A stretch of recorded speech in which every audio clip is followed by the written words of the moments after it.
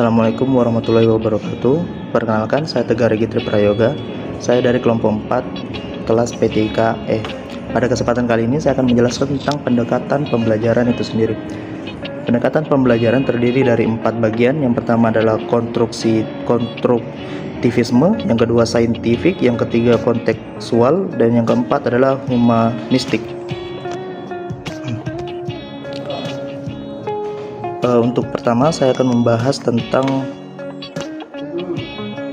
pendekatan konstruktivisme. Pendekatan konstruktivisme adalah teori pembelajaran yang menekankan bahwa siswa secara aktif membangun pengetahuan mereka sendiri melalui interaksi lingkungan dan pengalaman pribadinya. Dan yang kedua adalah pendekatan saintifik, yang dimana pendekatan saintifik adalah pendekatan pembelajaran yang menekankan pada proses ilmiah dalam pembelajaran pengetahuan. Dan yang ketiga adalah pendekatan kontekstual. Pendekatan kontekstual adalah pendekatan pembelajaran yang menempatkan pengetahuan dan keterampilan dalam konteks yang relevan dengan kehidupan sehari-hari para siswa itu sendiri. Dan yang keempat ataupun yang terakhir adalah pendekatan humanistik, di mana pendekatan humanistik adalah pendekatan pembelajaran yang menempatkan perhatian pada pengembangan pribadi dan potensi siswa masing-masing. Terima kasih dari saya. Wassalamualaikum warahmatullahi wabarakatuh. Assalamualaikum warahmatullahi wabarakatuh. Perkenalkan, nama saya Andi Muhammad Syafal Farisa dari kelompok 4. Di sini saya akan melanjutkan materi yang telah dipaparkan oleh pemateri sebelumnya. Di sini saya akan membawakan materi strategi pembelajaran. Strategi pembelajaran terbagi menjadi 4 jenis. Yang pertama yaitu strategi ekspositori.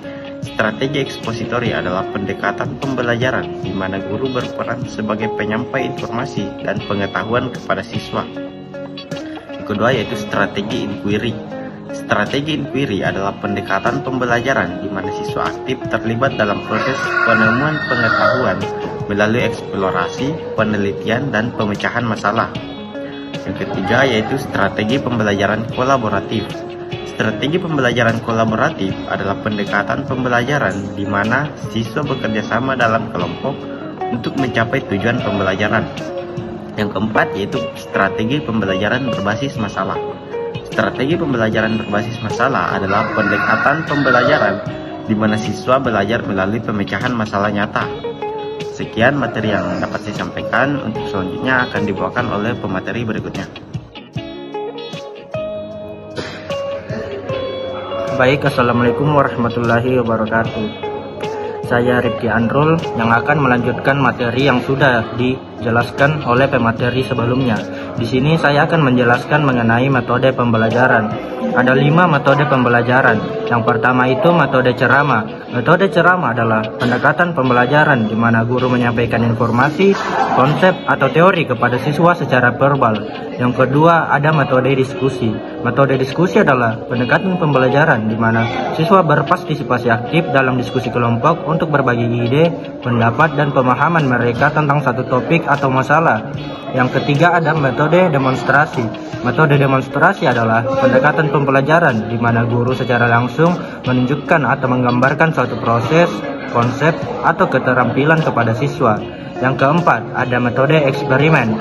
Metode eksperimen adalah pendekatan pembelajaran di mana siswa secara aktif terlibat dalam merencanakan, melaksanakan, dan menganalisis percobaan untuk memperoleh pemahaman tentang satu konsep atau prinsip. Yang terakhir atau kelima adalah metode proyek.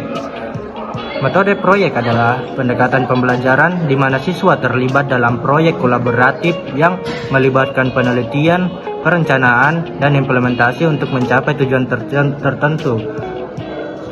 Itu saja dari saya yang sudah menjelaskan metode pembelajaran. Baik, saya Aulia Sudirman. Saya akan melanjutkan materi yang telah dipaparkan oleh pemateri sebelumnya. Untuk materi yang akan saya bahas, yaitu mengenai teknik pembelajaran. Pada teknik pembelajaran yang akan saya bahas, akan mencakup 5 teknik. Yang pertama, teknik tanya jawab.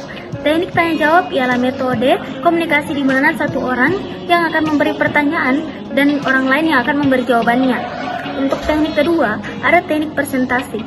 Teknik ini adalah metode komunikasi yang digunakan untuk menyampaikan informasi, gagasan, atau pesan kepada audiens dengan cara yang efektif dan menarik. Teknik yang ketiga ada teknik pemodelan. Teknik ini adalah metode yang digunakan untuk mempresentasikan atau menggambarkan suatu sistem konsep atau fenomena dengan menggunakan model yang dapat membantu dalam pemahaman, analisis, dan prediksi. Untuk teknik ketiga, ada teknik simulasi.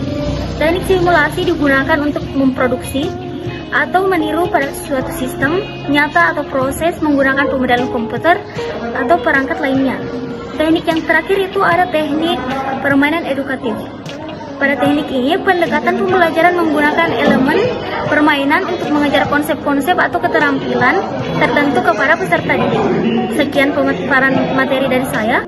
Wassalamualaikum warahmatullahi wabarakatuh. Hai, saya Fahrul Muslihi akan memaparkan kesimpulan dari materi-materi yang telah kawan-kawan saya paparkan.